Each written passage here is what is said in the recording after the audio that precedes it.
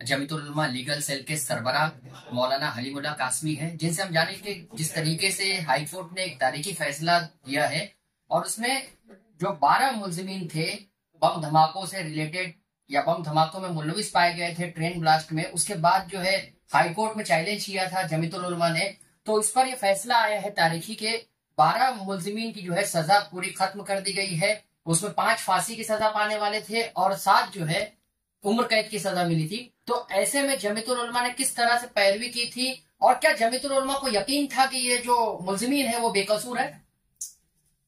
जमीयत उलमा का शुरू से ही ये मौक़िफ़ है कि जिन लोगों के बारे में वो समझती है कि वो बेकसूर है, उन्हीं के केस की जमीयत उलमा पैरवी करती है, और जिनके बारे में वो समझती है कि ये मुजरिम है, उनका केस जमीयत उलमा कभी नहीं लेती, उसकी पैरवी कभी नहीं करती।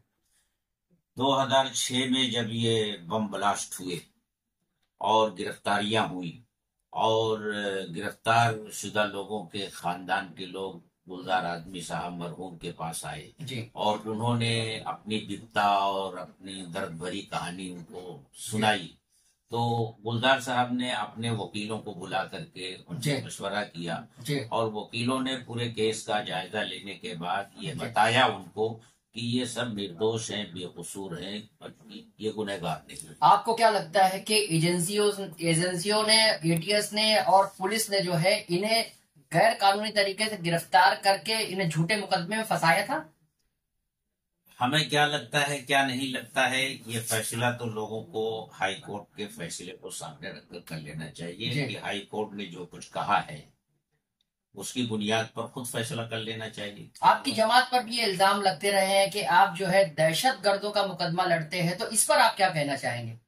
अब यही 11 लोग हैं या 12 लोग हैं जिनको आज हाई कोर्ट ने बाइज्जत बरी किया है। अगर ये कोर्ट की नजर में दहशतगर्द होते तो कोर्ट इनको बाइज्जत बरी करती।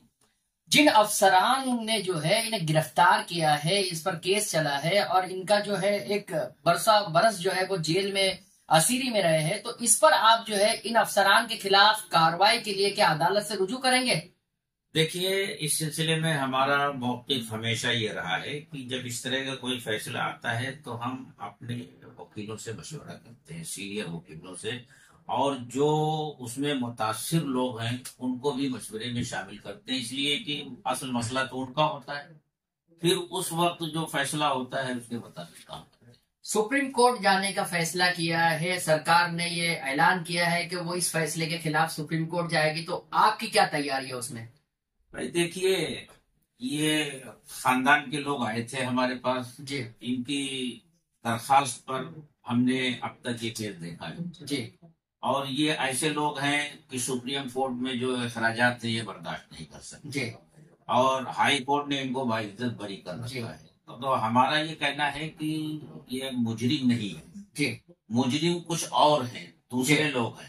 अब ये गवर्नमेंट की और एजेंसियों की जिम्मेदारी है कि उन मुजरिमों को तलाश करके उनको फरार वाकई सजा दे। आपको ऐसा नहीं लगता कि सिमी के नाम पर जो है मुस्लिम नौजवानों को फंसाने की जो है एजेंसियों ने कोशिश की है, इस तरह का आपके जहन में ये बात आती है नहीं?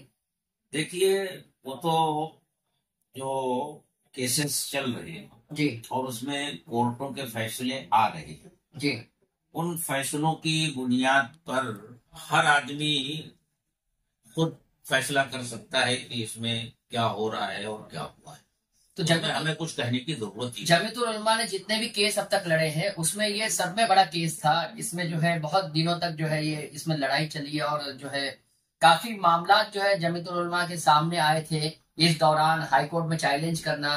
तो क्या क्या दुश्वारियां पेश आई थी इस दौरान आपके इस केस की पैरवी के दौरान?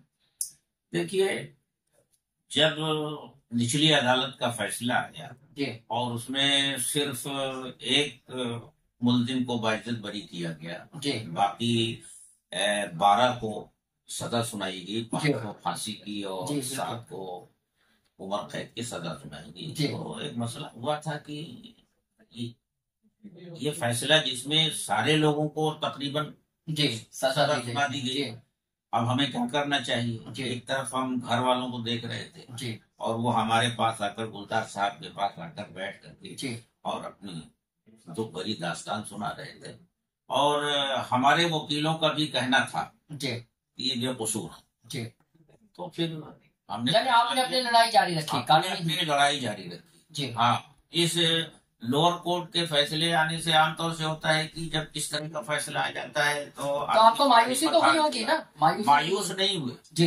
हाँ, हम मायूस नहीं हुए इसलिए कि हमें यकीन था कि ये बेकसूर है जी। इस बुनियाद पर हमने हाई कोर्ट में इसको चले और फिर ये कोशिश की जी कि हम बड़े से बड़े वकला की खिदमत हासिल करें जी। इसलिए हमने बड़े वकला की क्रिमिनल वकला की खिदमत हासिल की, जिसमें नित्या रामा कृष्णन है, सुप्रीम कोर्ट की वकील है, मुरलीधर हैं जो उड़ीसा के चीफ जस्टिस रह चुके हैं, हाँ रिटायर हो चुके हैं, और इसी तरह एस नागामुथु हैं जो मद्रास हाई कोर्ट के जज रह चुके हैं, रिटायर हैं।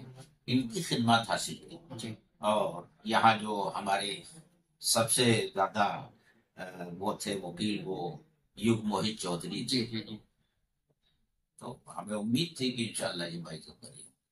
जिस तरह से मुस्लिम नौजवानों को एजेंसियां फंसाती है, आप तो केस तक ही मौजूद रहते हैं, मुस्लिम नौजवानों पर एफआईआर ही कायम ना हो, इस तरह के हालात ही पैदा ना हो, उसके लिए जमीयतुल उलमा क्या कोशिश कर रही है? देखिए, जमीयत उलमा मुसलमानों में ही नहीं बल्कि तमाम नौजवानों को इस सिलसिले में बहुत ही मोहतात रहने की हिदायत देती है, उनको बताती है कि आमतौर से ऐसा होता है कि ये मोबाइल जो आजकल आ गया है उसमें तरह तरह की चीजें आती हैं और हमारे नौजवान बैठ करके और उसको जो है फॉलो करते रहते हैं। उसमें ऐसी भी गलत बातें आ जाती हैं, उसमें उन्होंने किया और तो उनका नाम आ गया।